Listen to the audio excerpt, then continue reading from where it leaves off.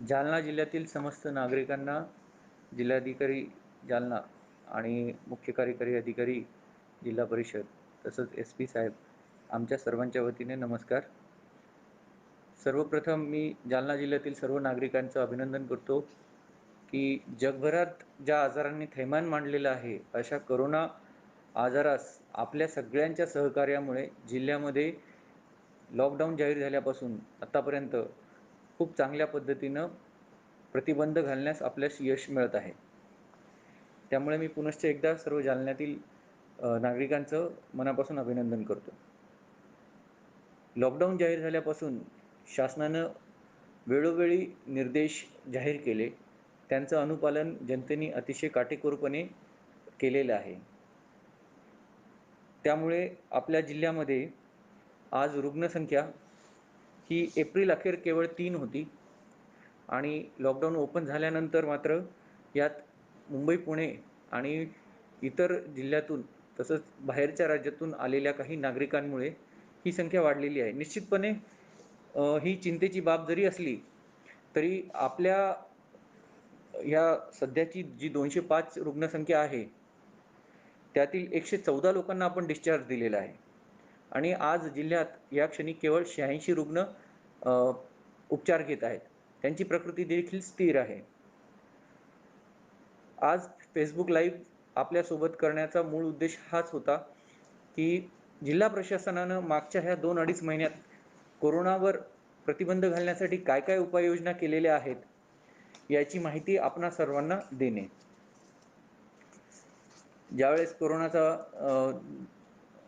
प्रसार मुंबई, पुणे अशा ठिकाणी व्हायला सुरुवात झाली तेव्हापासून प्रशासनानं आपली जी आरोग्य यंत्रणा आहे ती अधिक बळकट, अधिक सक्षम करण्यासाठी प्रयत्न सुरू केले. जालना जिल्ह्यामध्ये आपल्या शासकीय रुग्णालयामध्ये केवळ 2 व्हेंटिलेटर्स होते आणि ह्या कालावधीमध्ये आपण मोठ्या प्रमाणात CSR तसंच माननीय पालकमंत्री जे आपल्या राज्याचे आरोग्य मंत्री देखील आहेत त्यांच्या सगळ्यांच्या सहकार्यामुळे आपल्याला 35 व्हेंटिलेटर्स मिळाले. तसंच एक सुसज्ज असं कोविड रुग्णालय आपण ह्या कालावधीमध्ये उभं केलं आहे, ज्यामध्ये 40 ICU आणि 150 बेड्स आहेत. असे एकूण जवळपास 200 बेडचं हे सुसज्ज कोविड रुग्णालय आज फुल्ली फंक्शनल आहे, पूर्णपणे कार्यरत आहे. ह्या रुग्णालयामध्ये आपण नवीन डॉक्टर्स भरती केलेले आहेत, नवीन नर्सेस भरती केलेले आहेत आणि हे आरोग्य कर्मचारी, हे वैद्यकीय अधिकारी पूर्ण वेळ केवळ कोविड चे जे रुग्ण आहेत त्यांचंच काम बघतात. मूळ उद्देश असा होता की नॉन कोविड आणि कोविडचे पेशंट जे आहेत ती बघणारी एकच यंत्रणा असू नये. त्यामुळे आपण ह्यांना सुरुवातीपासून वेगळं ठेवलेलं आहे. ह्या रुग्णालयामध्ये अद्ययावत मॅकवेट कंपनीचे व्हेंटिलेटर्स आहेत. पूर्ण 200 बेड्सला सेंट्रलाइज ऑक्सिजन आहे, जनरेटर बॅकअप आहे, CCTV यंत्रणा आहे, सोलार हीटर आपण प्रोव्हाइड केलेले आहेत. तर असं हे सुसज्ज रुग्णालय आपल्या कोविड रुग्णांच्या उपचारासाठी कार्यरत आहे. तसंच ह्या रुग्णालयामध्ये जे औषधं आपल्याला हवे होते ती सर्व औषधं देखील खरेदी करण्यात आलेली आहेत. जालना जिल्ह्यामध्ये ज्या तालुक्यात रुग्ण आढळून आले त्या ठिकाणी आपण कंटेनमेंट झोन देखील तयार केलेले आहेत. तसंच लोकांची काही तक्रारी असतील तर त्या तक्रारीची नोंद घेण्यासाठी आपण 24 तास कार्यरत असा 7 प्रशिक्षित अधिकाऱ्यांचं एक नियंत्रण कक्ष स्थापन केलेला आहे. त्या ठिकाणी नागरिकांच्या अडचणी सोडवण्यासाठी आपण एक टीम नेमणूक केलेली आहे टीमची. लॉकडाऊनच्या सुरुवातीच्या काळात आपण जिल्हा स्तरावर जे डॉक्टर, आरोग्य अधिकारी, आरोग्य कर्मचारी, स्वयंसेविका, आशा, ANM तसंच NGOज यांच्या माध्यमातून टीम्स तयार करून एक प्रायमरी सर्वे करून घेतला होता. त्या सर्वेमध्ये ज्या लोकांना सर्दी, खोकला, ताप अशी लक्षणं आहेत, त्यांना आपण ऑलरेडी मार्क करून ठेवलं होतं. तसंच लॉकडाऊनच्या सुरुवातीच्याच टप्प्यामध्ये आपण जवळपास 4,000 आपले जे आरोग्य कर्मचारी आहेत आणि त्यांना मदतीसाठी जे स्वयंसेवक किंवा सेवाभावी संस्थेचे लोक आहेत, त्यांचं एक प्रशिक्षण वर्ग देखील पूर्ण करून घेतलेला आहे, जेणेकरून कोरोनाबाबतची संपूर्ण माहिती त्यांना असावी. कोविड योद्ध्याचं प्रशिक्षण देखील आपण iGOT या लिंकवर जाऊन करून घेतलेलं आहे. आतापर्यंत आपण जवळपास 55,000 व्यक्तींना होम क्वारंटाईन केलेलं आहे. लॉकडाऊन जाहीर झाल्यानंतर बऱ्याच प्रमाणात कामगार, मजूर, व्यापारी, व्यावसायिक, नोकरदार आणि जालना जिल्ह्यात अडकलेले इतर प्रवासी यांची राहायची आणि जेवणाची पंचाईत झाली होती. तर जालना शहरातील NGOजनी आणि प्रशासनाने अशा जवळपास 3,104 लोकांची राहायची आणि जेवणाची व्यवस्था केलेली आहे. जवळपास 46,000 अन्न पाकिटं आपण NGOच्या सहकार्यामधनं अशा लोकांसाठी उपलब्ध करून दिलेले आहेत. शहरातून बाहेर जाण्यासाठी किंवा बाहेरच्या राज्यात जाण्यासाठी ऑनलाईन पासची सिस्टम महाराष्ट्र शासनाने तयार केली होती. त्या सिस्टमच्या अंतर्गत आत्तापर्यंत जवळपास 33,000 पासेस आपण इश्यू केलेले आहेत. आपल्याला कल्पना आहे की जालना शहरातून आपण जे अडकलेले मजूर होते UP आणि बिहारचे, त्यांच्यासाठी उन्नाव येथे एक ट्रेन सोडली होती आणि बिहारसाठी एक ट्रेन सोडली होती. असे टोटल आपण जवळपास 5,190 व्यक्तींना, काहींना बसच्या माध्यमातून आणि काही लोकांना ट्रेनच्या माध्यमातून त्यांच्या स्वगावी आपण पोहोचतं केलेलं आहे. त्यासाठी जवळपास 15,000 ऑनलाईन ऑफलाईन पासेस देखील इश्यू करून दिलेले आहेत. कंट्रोल रूमच्या वतीनं ही पण खात्री केली की ही लोक त्यांच्या गंतव्य ठिकाणी व्यवस्थित पोहोचलेत किंवा नाही. आज शहरामध्ये जे लोक मुंबई, पुणे किंवा बाहेरच्या ठिकाणाहून येतात आणि त्यांना जर काही सर्दी खोकल्याची लक्षणं आढळून आली तर त्यांची त्वरित कोरोनाची चाचणी देखील केली जाते. आणि सांगायला आनंद होतो की आपल्याकडे ज्या चाचण्या होतात त्याचे जे अहवाल आहेत, रिपोर्ट्स, ते आपल्याला 24 तासाच्या आत मिळत असल्यामुळे तसंच त्यांचं कॉन्टॅक्ट ट्रेसिंग अतिशय चांगल्या पद्धतीने होत असल्यामुळे कोरोनाचा स्प्रेड रोखण्यासाठी आपल्याला पुरेसा अवधी मिळत आहे. आज आपल्याकडे जिल्हा रुग्णालय, नवीन तयार केलेलं कोविड रुग्णालय आणि विवेकानंद हॉस्पिटल असे 3 सुसज्ज कोविड सेंटर्स आपले कार्यरत आहेत. या ठिकाणी ICUची व्यवस्था देखील करण्यात आलेली आहे. जे आपले रुग्णालय आहेत डेडिकेटेडली जे कोविडसाठी काम करतात, अशा ठिकाणी आपण 47 नवीन डॉक्टर्स आणि 129 पॅरामेडिकल स्टाफ असे एकूण 176 लोकांची भरती केलेली आहे. ह्या डॉक्टर्सला या मागच्या 2-2.5 महिन्याच्या काळामध्ये जे विविध खाजगी दवाखाने आहेत तेथे देखील आपण प्रशिक्षणासाठी पाठवलं होतं. कारण हे नवीन भरती झालेल्या डॉक्टर्सला व्हेंटिलेटर कसं ऑपरेट करावं किंवा जे व्हेंटिलेटर ज्या कंपनीचं आहे त्याचे काय स्पेसिफिकेशन आहेत याच्यावर ट्रेनिंग हँड्स ऑन होणं गरजेचं होतं. म्हणून ह्या कालावधीमध्ये आपण त्यांचं प्रशिक्षण देखील पूर्ण करून घेतलेलं आहे. मला सांगायला आनंद होतो की आपल्या जालना जिल्ह्यामध्ये मेडिकल फॅसिलिटीज खूप चांगल्या आहेत. IMA जे आहे, Indian medical association Jalna chapter, तर त्यांचं देखील सहकार्य खूप चांगल्या पद्धतीने राहिलेलं आहे. आपलं कोविड हॉस्पिटल उभं करण्यामध्ये जे टेक्निकल गायडन्स आहे ते IMAने दिलेलं आहे. तसंच जालन्यातील जी नामांकित हॉस्पिटल्स आहेत त्यांची डॉक्टर्स हे नियमितपणे टीम्स तयार करून आपल्या कोविड रुग्णालयामध्ये जाऊन राऊंड्स घेतात, आपल्या डॉक्टरांना ते मार्गदर्शन देखील करतात.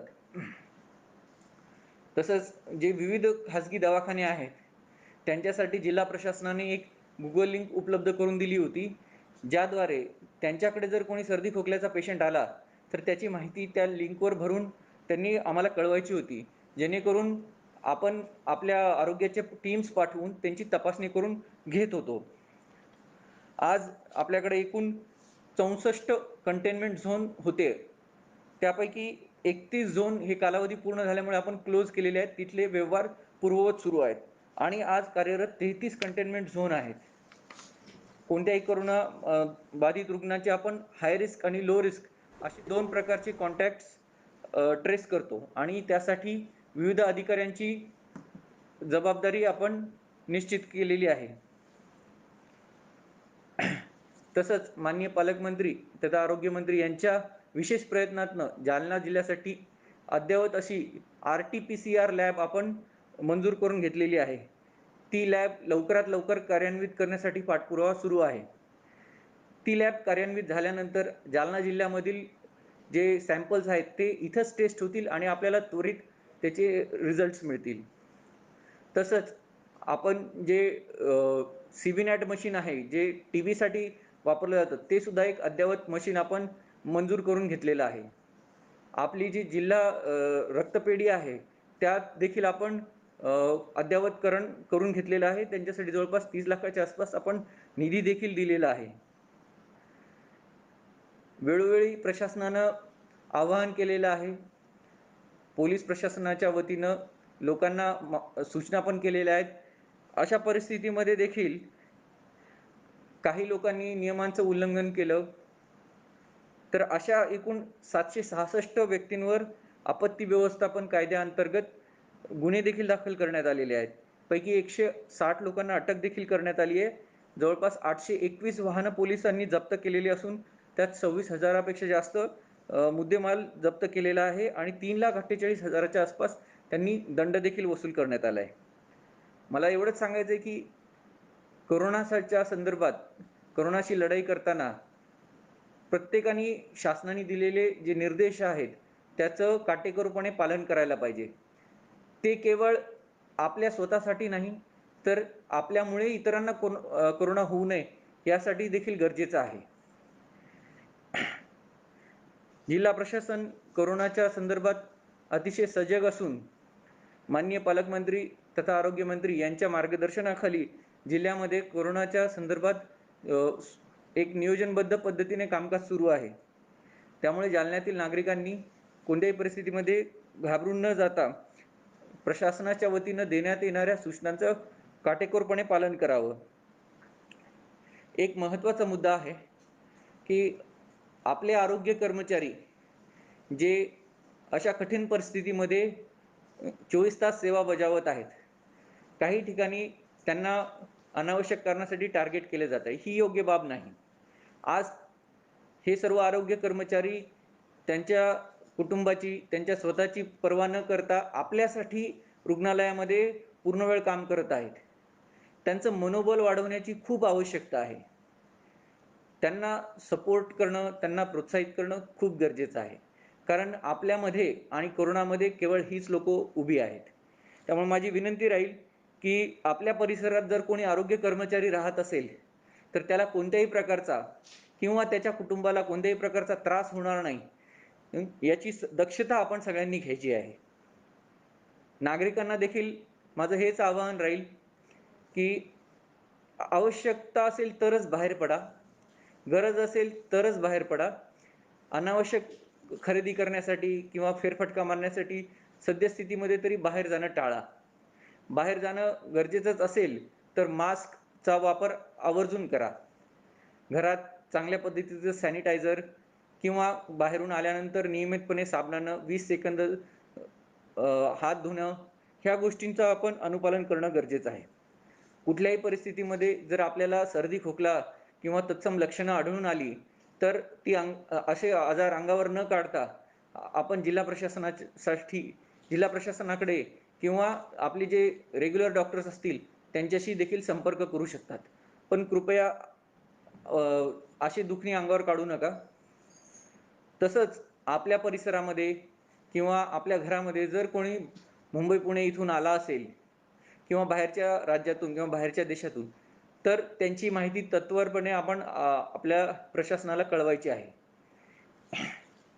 तसंच आपल्या परिसरामध्ये जर एखादा व्यक्ती कोरोना बाधित आढळून आला, तर नियमाप्रमाणे तो परिसर आपण कंटेनमेंट झोन म्हणून डिक्लेअर करतो तर अशा परिस्थितीमध्ये जेव्हा आपला भाग हा कंटेनमेंट झोन म्हणून जाहीर होईल, त्यावेळेस आपण अनावश्यक कारणासाठी कृपया बाहेर पडू नये. आवश्यकता असेल तर आपण जे व्हॉट्सॲप ग्रुप कंटेनमेंट झोनमध्ये करतो, त्या ग्रुपवर आपली जी निकड आहे ती कळवावी, जेणेकरून प्रशासन आपल्यापर्यंत त्या गोष्टी पोहोचवण्याचं नियोजन करू शकेल. तर थोडक्यात जिल्हा प्रशासनाने ज्या ज्या गोष्टी केलेल्या आहेत त्याचे एक सारांश मी आपल्यासमोर मांडला. आता आपण काही प्रश्न जे आहेत ते घेऊयात.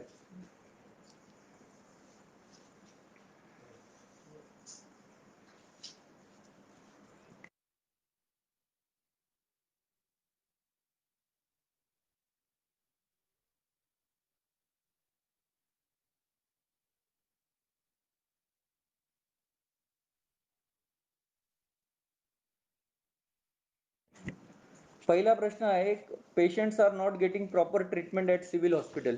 आपल्या या प्रश्नाचं निश्चितपणे आम्ही नोंद घेतली आहे. आपण जिल्हा प्रशासनाच्या वतीनं ह्या हॉस्पिटलमध्ये काय काय चांगल्या गोष्टी करता येतील त्याचा प्रयत्न करत आहोत. उदाहरणार्थ, शासकीय रुग्णालयामध्ये जे जेवण दिलं जात होतं त्यामध्ये अजून कशी सुधारणा करता येईल, त्या अनुषंगानं माननीय पालकमंत्री यांच्या सूचनेनुसार आपण एक आपले जे आहार तज्ज्ञ असतात त्यांच्याकडून एक डाएट हा अप्रूव्ह करून घेतलेला आहे. तो डाएट आपण ह्या रुग्णांना देत आहोत. तर त्याची निविदा प्रक्रिया पूर्ण झालेली आहे आणि एक प्रोटीनयुक्त आरोग्यदायक जेवण आपण ह्या सर्व रुग्णांना देणार आहोत. आणि हे तर 2-4 दिवसाचा विषय आहे, परंतु अशा परिस्थितीमध्ये काही NGO, काही समाजसेवी संस्था पुढे येत आहेत, जे ह्या रुग्णांसाठी प्रोटीनयुक्त आहार देखील प्रोव्हाईड करत आहेत. त्यामुळे आहाराचा विषय हा प्रामुख्यानं आपण ॲड्रेस करत आहोत.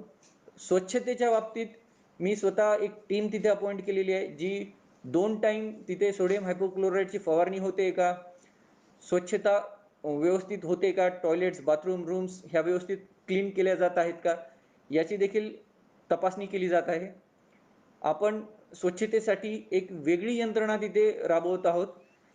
एक टेंडर करून आपण एक वेगळी एजन्सी तिथे अपॉइंट केलेली आहे. 20 लोकं तिथं रुटीन राहतात. मी देखील स्वतः डॉक्टर जगताप जे ते कोविडचे इन्चार्ज आहेत त्यांच्याशी संपर्कात असतो. कारण स्वच्छता आणि ताजा स्वच्छ आहार ह्या 2 गोष्टी तिथल्या रुग्णांना प्राधान्यानं आपण देणं गरजेचं आहे. आणि निश्चितपणे तुमची जी सूचना आहे त्याच्यानुसार आपण अजून यात काय सुधारणा करता येईल ते देखील निश्चितपणे करू.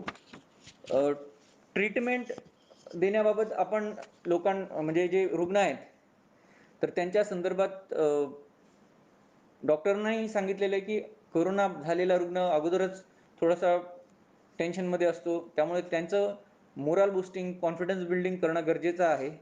त्यांच्याशी नीट बोलणं, त्यांना एक सकारात्मक भूमिकेतनं सांगणं की कोरोना हा बरा होतो. 80-85% लोकांना तर लक्षणं देखील आढळून येत नाहीत. त्यामुळे डॉक्टरांनी देखील जे पेशंट्स आहेत त्यांच्यासोबत चांगलं वागण्याची सूचना आपण दिलेल्या आहेत. जे बिझनेस, आता नेक्स्ट क्वेश्चन आपण घेऊयात, जे बिझनेस कोरोनामुळे बंद झाले आहेत त्यात काय उपाययोजना आहे. आपल्याला सगळ्यांना कल्पना आहे की कोरोनाच्या पार्श्वभूमीवर केंद्र सरकारने लॉकडाऊन जाहीर केला आणि त्यामध्ये मग मोठ्या प्रमाणात आपल्याला जवळपास सर्वच गोष्टी बंद कराव्या लागल्या आणि हे आपल्या सगळ्यांच्या भल्यासाठी आहे हे लक्षात घ्या. त्यामुळे आता जे अनलॉक 1.0 चालू आहे आणि महाराष्ट्र शासनाचं मिशन बिगिन अगेन त्या अंतर्गत आपण नियोजनबद्ध पद्धतीने एकदम एक गोष्टीचा विचार करून कोणते शॉप्स, कोणत्या आस्थापना ओपन करायच्या आहेत त्याच्याबद्दल निर्णय घेत आहोत. आणि मला असं वाटतं बहुतांश जालना जिल्ह्यामध्ये आस्थापना सुरू आहेत. काही आस्थापना ज्या आहेत जसं शाळा, कॉलेज, त्यानंतर कोचिंग क्लासेस, बार्बर शॉप्स याबद्दल अजूनही शासनाकडनं सूचना प्राप्त नाहीत आणि जशा त्या सूचना प्राप्त होतील तसं ह्या आस्थापनांबद्दल आपण निश्चितपणे निर्णय घेऊ. एक सूचना आहे रिक्षा नॉट फॉलोविंग 1+2. याबाबत मी पोलीस प्रशासनाला सूचना देतो की रिक्षामध्ये 1+2च आपल्याला अलाउड आहे, असं जर कोणी व्हायोलेट करत असेल तर निश्चितपणे त्या संबंधित रिक्षा चालकाविरुद्ध कारवाई करण्यात येईल.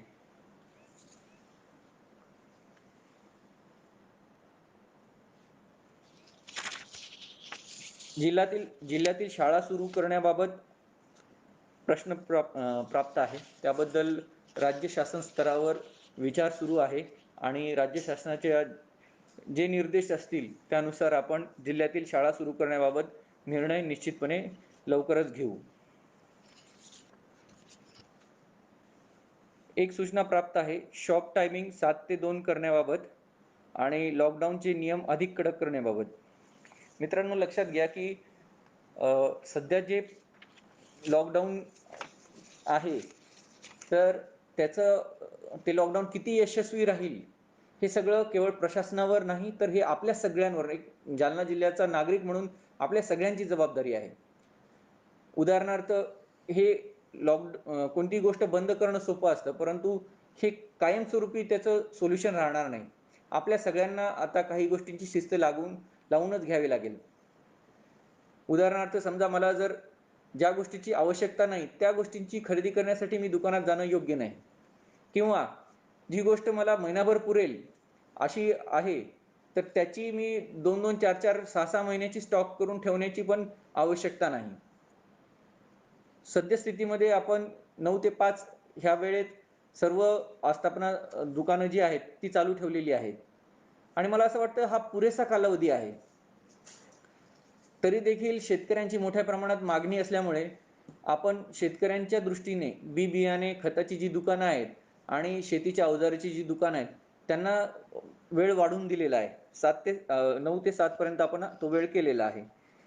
तरी माझी विनंती राहील की लॉकडाऊनच्या काळामध्ये आपल्या सगळ्यांवर ही जबाबदारी आहे, आमच्यावरही आहे, आपल्यावरही आहे की सोशल डिस्टन्सिंग जितक्या चांगल्या पद्धतीनं फॉलो होईल तितका कोरोनाचा प्रसार होणार नाही, ही प्रसाराची साखळी तुटेल. जालन्यात लॅब कधी सुरू होणार? जालन्यात RT-PCR लॅब आपल्याला परवा मंजूर झालेली आहे.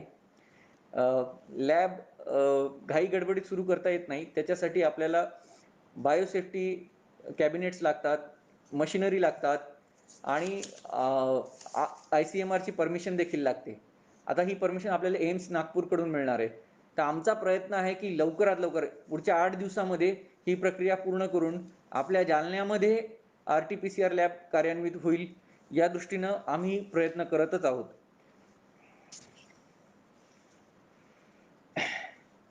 बहुतांश प्रश्न हे कापूस पीक कर्ज या संदर्भात आहेत. त्याच्यासाठी माझी रिक्वेस्ट राहील की आपण एक वेगळं फेसबुक लाईव्ह करू.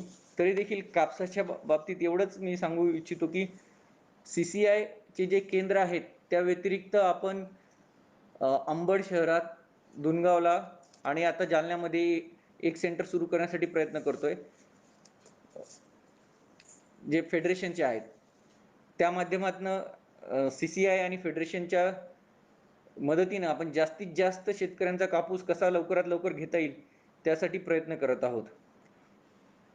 बार्बर शॉप्स कधी ओपन होणार याबाबत म्हणजे मागच्या टप्प्यामध्ये जेव्हा हे लॉकडाऊन ओपन व्हायच्या अगोदरच्या टप्प्यामध्ये बार्बर शॉप्स आपण परमिट केले होते, परंतु आता ज्या लेटेस्ट सूचना आल्या त्यानुसार आपल्याला ते अनुज्ञेय नसल्यामुळे आपण बार्बर शॉप्स सद्यस्थितीमध्ये बंद केलेले आहेत.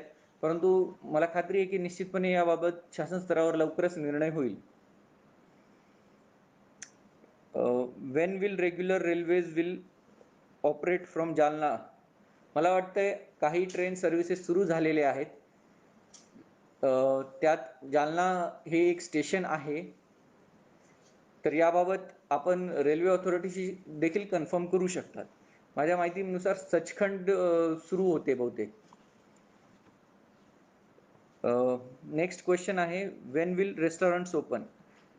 सद्यस्थितीमध्ये हॉटेल्स जे आहेत त्याला परमिशन नाही, परंतु म्हणजे डायनिंग इन जे आहे जिथे हॉटेलमध्ये बसून आपण जेवण करतो त्यासाठी परमिशन नाही, परंतु हॉटेलचे किचन्स हे सुरू राहू शकतात आणि ते केवळ होम डिलिव्हरीसाठी त्याचा वापर होऊ शकतो. लॉजिंग जे म्हणतो आपण ते अनुज्ञेय नाही, ते केवळ अशाच ठिकाणी अनुज्ञेय आहे की ज्या ठिकाणी अडकलेले पर्यटक, अडकलेले नागरिक किंवा विद्यार्थी किंवा जे फॉरेनवरून येतात, तर अशा लोकांना 14 दिवस जे आपण क्वारंटाईन करतो, त्यासाठी हॉटेल सर्व्हिसेसचा म्हणजे लॉजिंगचा वापर अनुज्ञेय आहे. कंटेनमेंट झोनमध्ये काय सुरू असते आणि काय बंद आहे?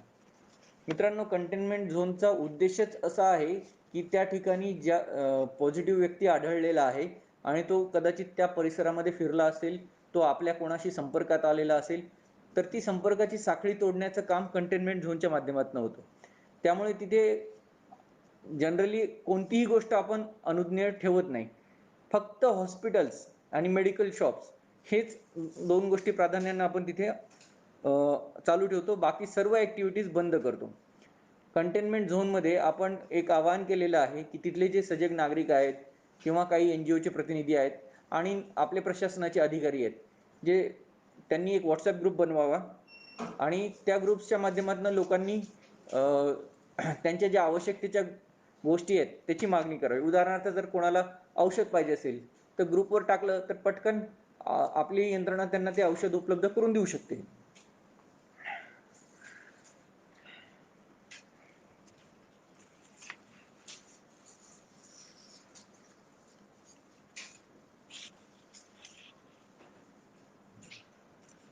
दहीफळ खंदारे प्राथमिक आरोग्य केंद्र येथे कर्मचारी उपस्थित राहत नाहीत. CO मॅडमला मी ती सूचना देतो की त्याबद्दल तपासून घ्यावं, कारण आरोग्य कर्मचारी हे मला असं वाटतं की सर्व ठिकाणी कार्यरत आहेत. जर काही PHCवर प्रॉब्लेम असेल तर निश्चितपणे CO मॅडम तपासून घेतील. सोशल डिस्टन्सिंग मार्केट्समध्ये फॉलो होत नाहीये. आता याबाबत आपण दुकानांना आणि व्यापारी असोसिएशनला देखील स्पष्ट सूचना दिलेल्या आहेत. कोणतंही दुकान हे जर ओपन असेल तर त्या ठिकाणी सॅनिटायझर, त्या ठिकाणी 5 पेक्षा जास्त लोकांची गर्दी होणार नाही, इत्यादी गोष्टींची काळजी दुकानदारांनी घेणं आवश्यक आहे.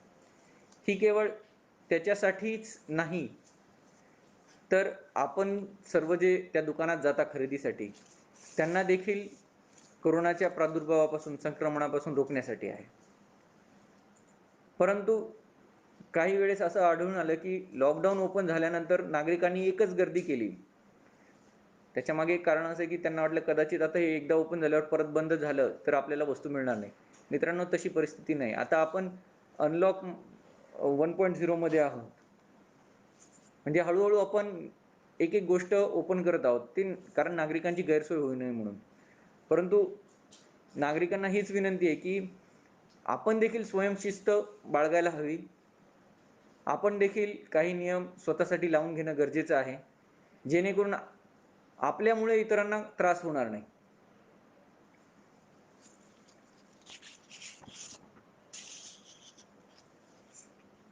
शाळांच्या बाबतीत वारंवार प्रश्न विचारला जातोय. शाळा सुरू करण्याबाबत सद्यस्थितीवर शासनाकडून निर्देश प्राप्त नाहीत. परंतु काही ठिकाणी ऑनलाईन स्कूल, ऑनलाईन क्लासेस हे सुरू आहेत. त्याचा निश्चितपणे पालक हे उपयोग करून घेत आहेत. या बाबतीत जशा सूचना आम्हाला प्राप्त होतील, निश्चितपणे प्रशासनाच्या वतीनं ह्या सूचना शाळांसाठी निर्गमित करण्यात येतील. सोशल डिस्टन्सिंगचे नियम पाळून कोचिंग क्लासेस सुरू करता येतील का, असा प्रश्न प्राप्त आहे. सद्यस्थितीमध्ये कोचिंग क्लासेस सुरू करता येणार नाहीत. त्याबद्दल जशा सूचना प्राप्त होतील निश्चितपणे आम्ही त्या आपल्यापर्यंत पोहोचवू.